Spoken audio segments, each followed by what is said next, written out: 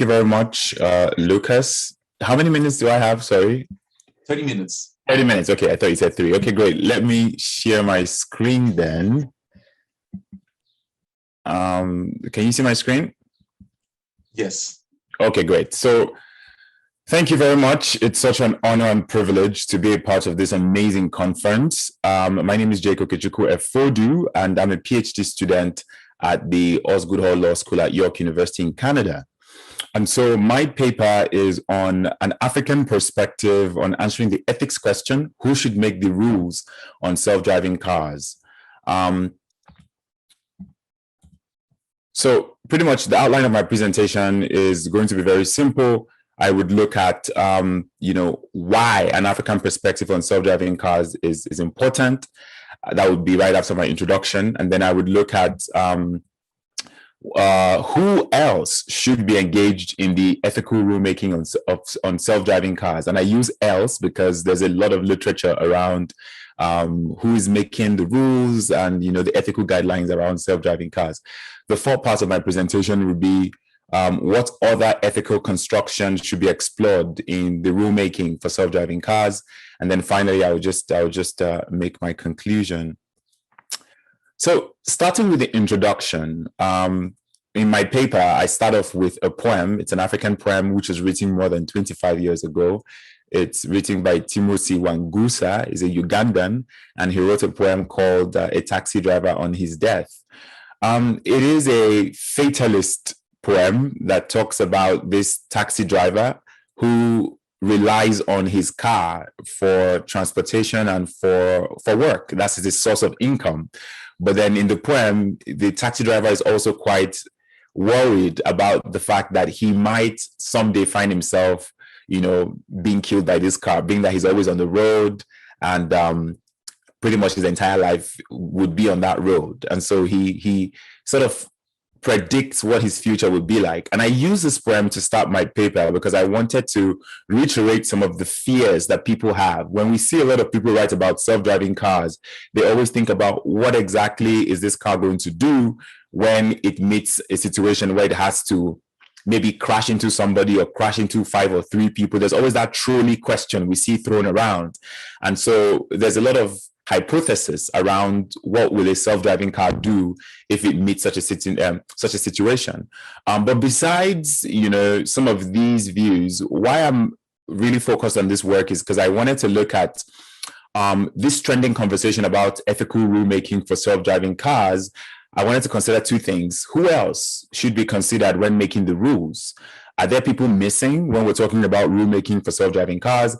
And also, more importantly, I was thinking about what other ethics can apply from an African perspective. Is there anything that the African norms around ethics and rules can actually help inform this global infrastructure around self-driving cars? But then I also I'm reminiscent about certain theories. One of them, which is the actor network theory, that sort of looks at that looks at how structuration of material worlds. So for some people, a car is an object of beauty, wealth, and pleasure, but it's also something that can be quite intimidating for some other people.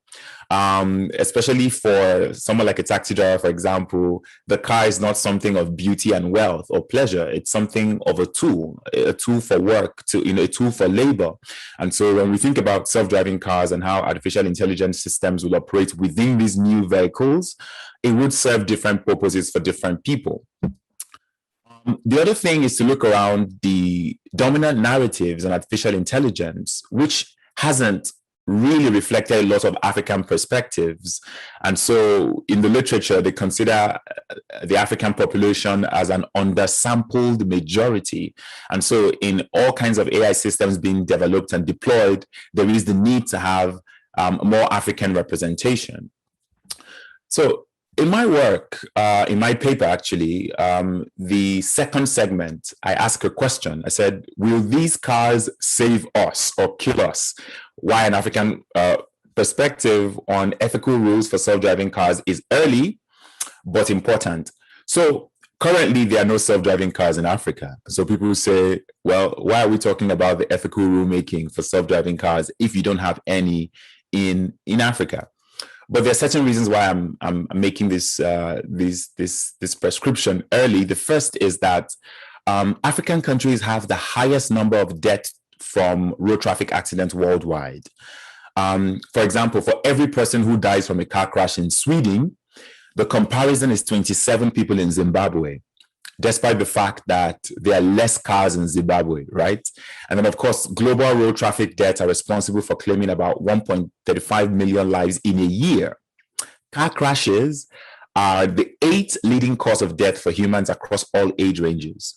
So when we look at the current situation of automobile crashes, and we think of how self-driving cars would reduce this amount of deaths, from an African perspective, I want to know if these lopsided imbalances regarding who suffers more is taken into consideration from an African perspective. The second point is most algorithms that are used to develop self-driving cars are not trained, or they don't represent African data, right?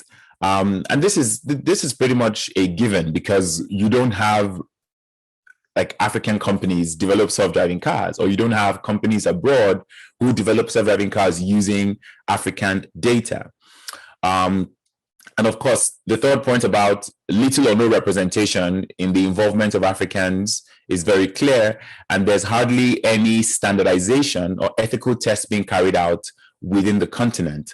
So you see that despite the technology affecting Africans maybe disproportionately, there's not much of the development around self-driving cars that takes place within the African continent. But we do know very well, and my position is that when the world becomes very vast and accepting of these cars, Africa would not be removed from that. Because of globalization, you would also find that Africans will have to deploy self-driving cars. But will these cars fit into the African roads? Will people in Africa understand or be able to use the cars in the same way they'll use it in Singapore or Canada? These are some of the reasons why I'm making this proposition. And when I use self-driving cars, I'm not oblivious of the constructions, the terminologies within literature. So for example, I always say autonomous vehicles or self-driving cars interchangeably, but I know that the Society for Automotive Engineers, SAE International, they say that it's better to use automated driving systems, but I'm using the more social language so that I can communicate quite easily.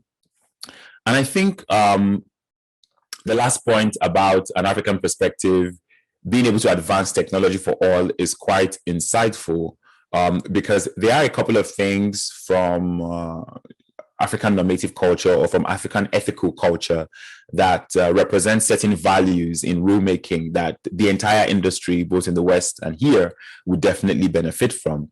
And I think that's also one of the reasons why I think this African perspective is very, very much important.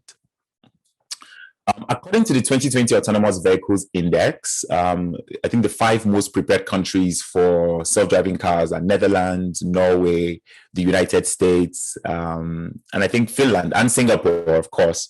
But out of the top 30 countries, there are no African countries that are ready to deploy self-driving cars. However, there is conversation within South Africa, Kenya, and some parts of sub-Saharan Africa that are currently speaking about what self-driving cars will look like when they get to the African continent. So the point here is any science at all that wants to solve a problem without taking people's lived experiences into account may end up furthering hegemonic influences and could even produce dangerous or life-threatening outcomes. And I think this is something that we want to prevent. The last point I'll make before I move to the next slide is when it comes to artificial intelligence systems, especially around rulemaking and ethical guidelines, we've seen that there is a unique space for African contributions. For example, African feminists have criticized the ethical standards that rely on objectivity as an ethical principle of AI. They have proven that such ethical prescription is pretty much a myth and would amount to erasure. So even this concept of data feminism that we'll talk about today arose out of the need to provide a new way of thinking about ethics an ethics for AI that is governed by ideas of intersectional feminism, pretty much to challenge the differentials of power that arise from AI systems and other technologies. So again, the focus of my paper is to reflect on two of these specific issues. One is to explore who else should be engaged in ethical rulemaking for autonomous vehicles and where responsibility should also be located. And then two, from an African perspective, what other kinds of ethical constructions can be explored in the ethical rulemaking for self-driving cars. So the next part of my paper, the third part of my paper, looks at who else should be engaged in the ethical rulemaking on self-driving cars. And when I say who else, of course, there are people who are stakeholders in the industry, from the manufacturers to the computer scientists to the ethicists to government personnel like lawyers like myself. But I also say in my paper that the government's role in ethical rulemaking for self-driving cars has to extend beyond, prohibitive or regulatory actions. I believe that from a generativity lens, from the theory of generativity, it's important to think about how the legislature, the executive, the judiciary can engage in very unique ways, right? Because there is a participatory aspect that regulators can bring to the table, not necessarily just as watchdogs, but, in my paper, I say they can act as gardeners or as midwives to ensure that this growing technology, that as the technology is growing, they're able to sort of learn and adapt or adopt to certain ethical ideals that could help the technology grow in terms of preserving the lives of people and protecting the technology to benefit human systems and, and humanity generally. But I also talk about something which is called co-regulation, right? So pretty much there is a traditional form of a top-down regulation, which is like legislation, and this legislation and top-down approaches when it comes to regulating AI hinges on the threat of physical or pecuniary sanctions. So there's that one, but there's also the bottom-up approach, which is an assorted way of self-regulation. And it comes with legal constructions and limited accountability. But then when I talk about co-regulation, I'm recognizing a middle-out interface between top-down and bottom-up solutions between legislators and stakeholders. So this middle interface is something that the EU Data Protection Regulation, the GDPR, offers as an alternative model for legal governance, I think in Article 5, subsection 2. So I'm looking at that premise. However, in my paper, I describe something, or I prescribe something called a Baobab tree approach. And I do this in 3 prongs, which I would explain very clearly. But for people who don't know what a Baobab tree is, a Baobab tree is it's an African tree. It's very big. It's you find it a lot in Zambia and Zimbabwe. They have huge numbers there.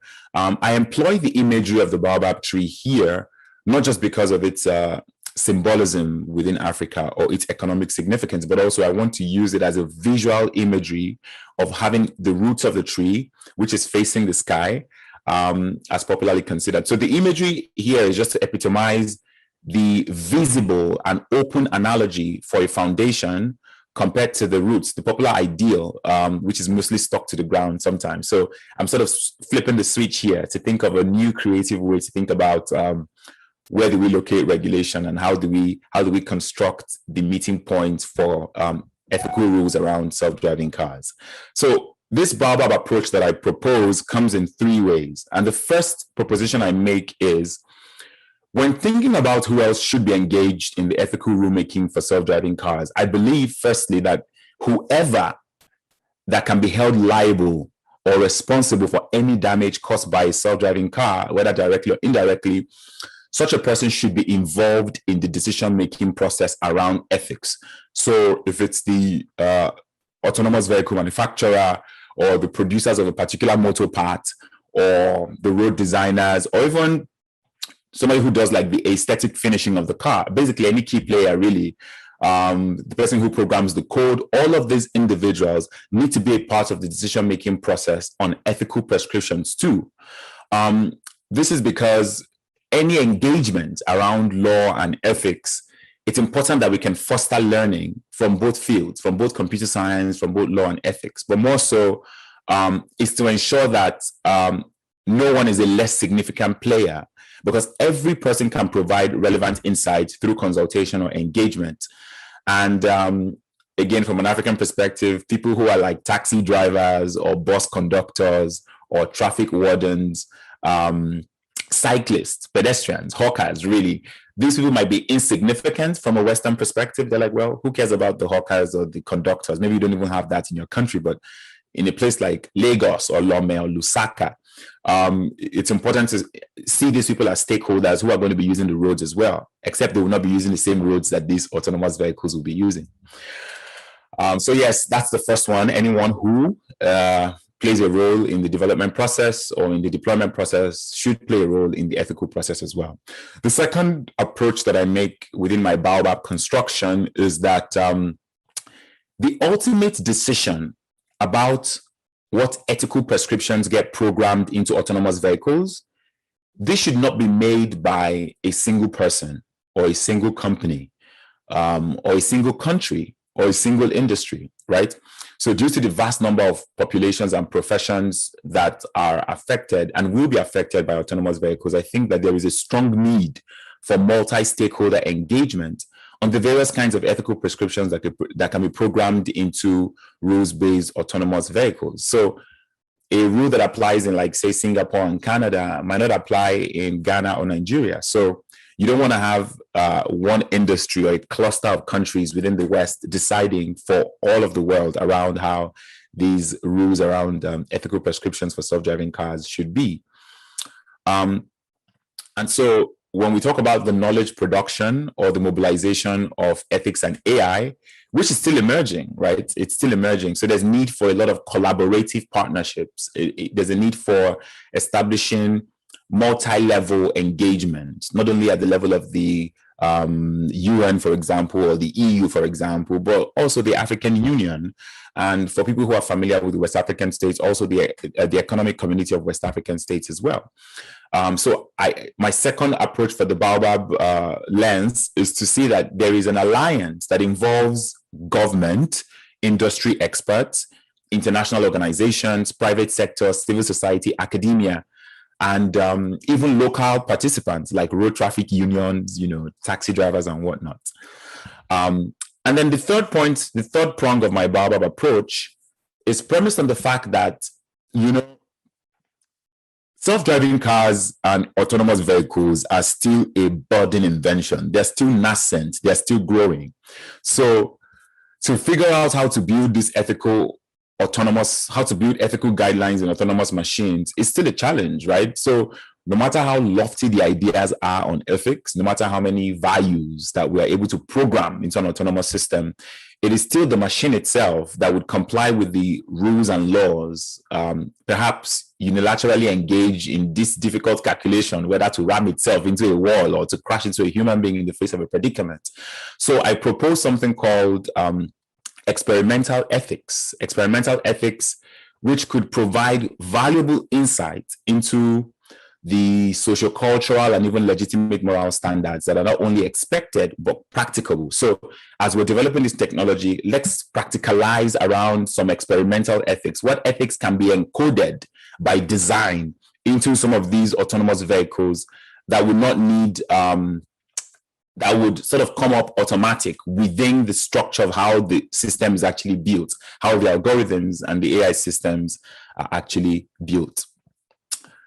And then I move to the fourth part of my paper, where I talk about what other ethical constructions should be explored in the rulemaking for self-driving cars.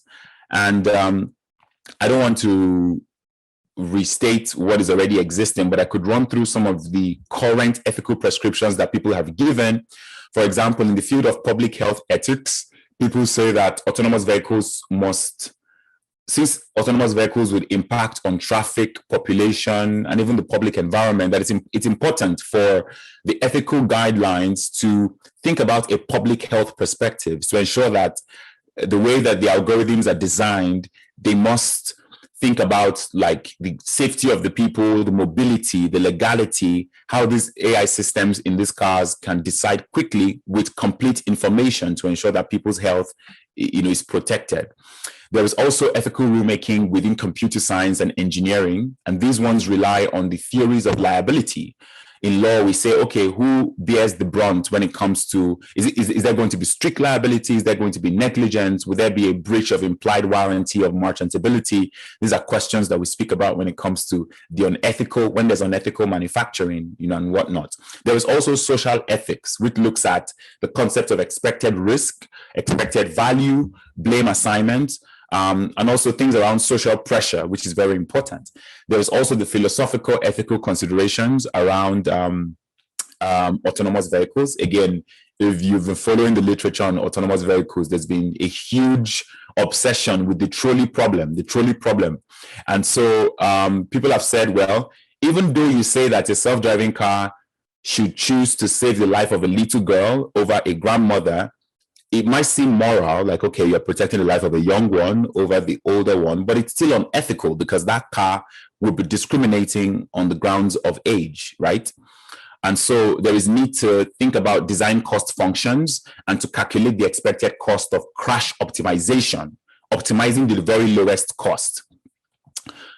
And of course, there's always ethics in law, which is my field, in terms of the justice framework around self-driving cars.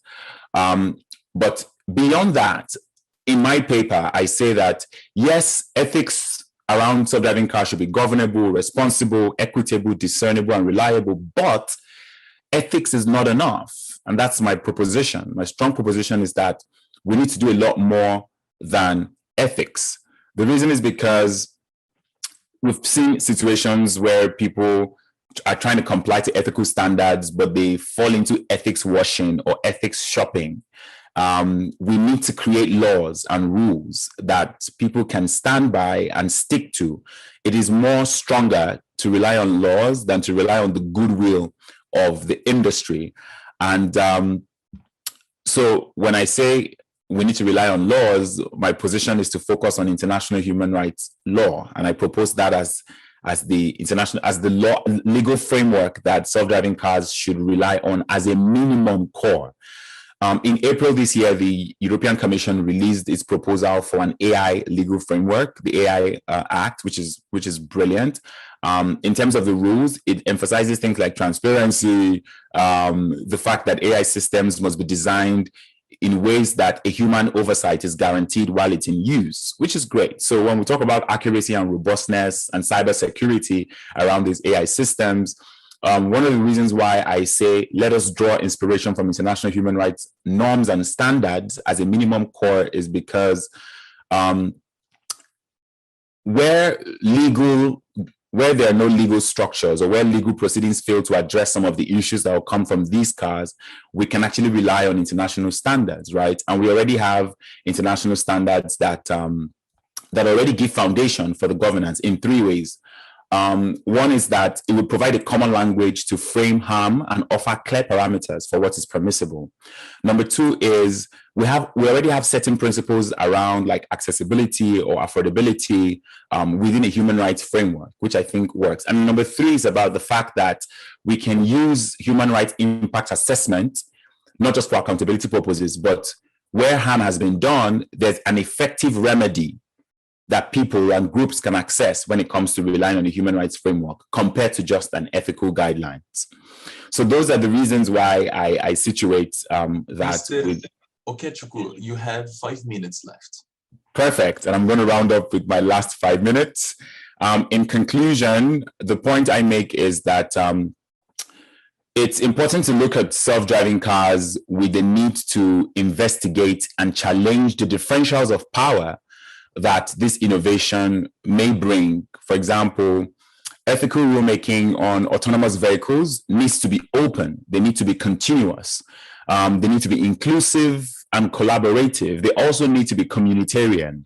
These are what I consider Africanist values. For example, in Africa, we have a humanist mantra. We say Ubuntu, the Ubuntu principle. I think Ubuntu is Zulu. It's from a Zulu proverb that says Ubuntu, Ngubuntu Nabantu. I don't know if I murdered that, but it actually means that I am because you are. And so therefore, the Western obsession with intellectual property ownership around codes, AI codes, for example, needs to be reimagined, right? An African perspective thinks of a communal and a communitarian approach to some of these values.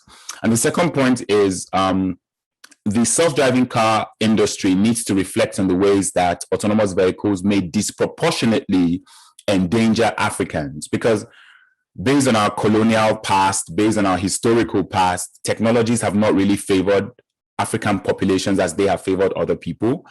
And so the various ways that these cars may perpetuate systemic racism or algorithmic bias, it's important that they reflect on some of these and ensure that the innovation is brought closer to home than just deploying them with capitalist gains. On a last different note, final note, I would say that whilst we're still developing the technology, is it possible to think of cities that will be vehicle-free, where pedestrians will not have to worry about being hit by a car, be it a self-driving car or otherwise? And because Africans die more than others from car crashes, is it possible that we can harness the same technological capacity of the fourth industrial revolution to produce cars that don't actually kill? You know, perhaps let's think of manufacturing cars with impact-resistant, lightweight structural materials that are unable to cause bodily harm. And so these are some of the propositions that I make in my paper. And I'm grateful to be able to present in this conference, saying that there's not much representation of people like myself or people with my kind of views here. So I'm happy for the opportunity to engage, and I look forward to hearing the other great presentations and answering any questions that might follow. Thank you very much.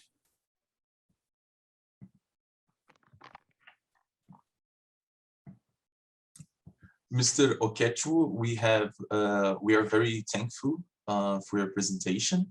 And we have some questions regarding your presentation either. The first question is from Professor Michael Araskevitz, and it is, Professor, would you like to do the question yourself, or I can read the question? Yes, thank you very much. So thank you for a very interesting talk.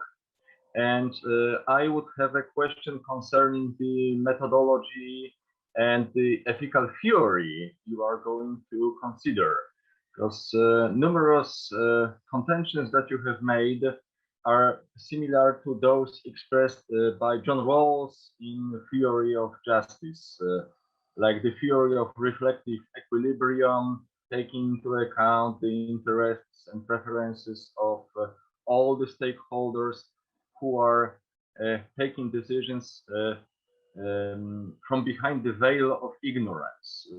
But this is only one of the possibilities, and I am actually curious about your choices in this matter. Thank you. Thank you very much, Professor Mikal. I think John Rawls' theory, if I remember very well, revolves around the adaptation of like two fundamental principles of justice, which sort of tries to produce a just and a moral society. So the first principle guarantees the right of each person to have their most extensive basic liberty compatible with the liberty of others, right? And so when we talk about international human rights law, it's not just about everyone having a right, but also having a corresponding duty that attaches to that right. So again, one of the proposals that I make from an African perspective is looking at the African Charter on Human and People's Rights, which recognizes that every right comes with a corresponding duty. And so when we deploy self-driving cars within Africa, for example, or across the world, there is a responsibility for the manufacturing companies, a responsibility for them to respect human rights. This is not just a proposal or just like an ethical guide. This is actually international law, because by the UN, there's a UN guiding principle on business and human rights that proposes that businesses have a responsibility to respect human rights, right? Of course, the state has a responsibility to protect people's lives, but businesses also have a responsibility to respect those rights. So determining what rights in question and how they can go about respecting that right is where the detail comes to play. But of course, I agree that this has some affinity to the Rawlsian ethics or the Rawlsian theory of reflective equilibrium. So yes, I agree on that, on that point. Thank you. Excellent. Thank you, Mr. Okechukwu. We have another question by Thomas Zurek, and he says, very interesting proposal, especially because it raises some important ethical issues. However, I wonder, from the point of view of research methodology, how are you going to prove your thesis? Okay, great. So in terms of methodology, I don't know if the question is about the methodology around my paper or the methodology of an African perspective when it comes to rulemaking for self-driving cars, but I could touch on both. So pretty much there is no, the methodology, the frame within which I'm looking at my work is I have a hypothesis, a prediction that self-driving cars in Africa is not a if question, it's a when question, right? It's like thinking about questions people have had in the past. Will there be internet in Africa? Will African states go to space? For example, there's a lot of pessimism around the kinds of things African states can do or not do. But we live in a global construct. We live in the age of the fourth industrial revolution, where technology affects everyone, everywhere, every time, right? Spaces are deterritorialized, right? The only thing just connecting us here is not really the boundaries of the spaces that we live in. So if self-driving cars are going to become a thing in the world, they definitely will become a thing in Africa. However, I also say that African states, and I put this in my paper, African states who do not want to deploy or use self-driving cars should be able to have that option as well, especially because of the past of how technology has not been able to favor Africans in so many ways. So that's one. On the methodology, in terms of thinking of how we can prescribe this ethical or rulemaking guidelines, this is exactly the crux of my work. And I'm saying that we need to get as many more people in the room to be able to make this happen. And so when I talk about my Baobab tree approach, it's multi-pronged, it's very extensive.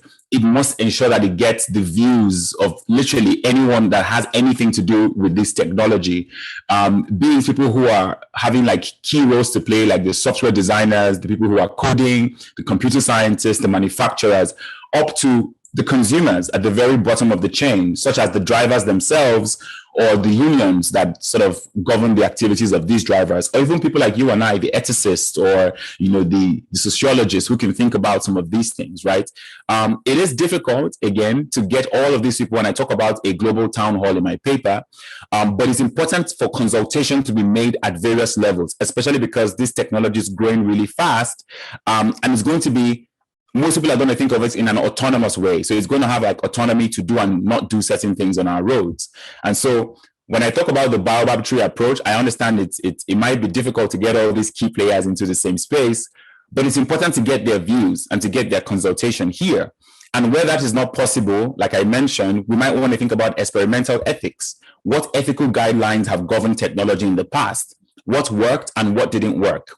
As we see new laws come through, like the GDPR or the AU Act, for example, or in Brazil, where you have your own version of the GDPR, we want to not see African states just copy them or say, okay, well, you already have the law. We want to see them be holistic. Let's have a much more global or regional perspective around these ethical guidelines. And I think that would be a great way to go with it.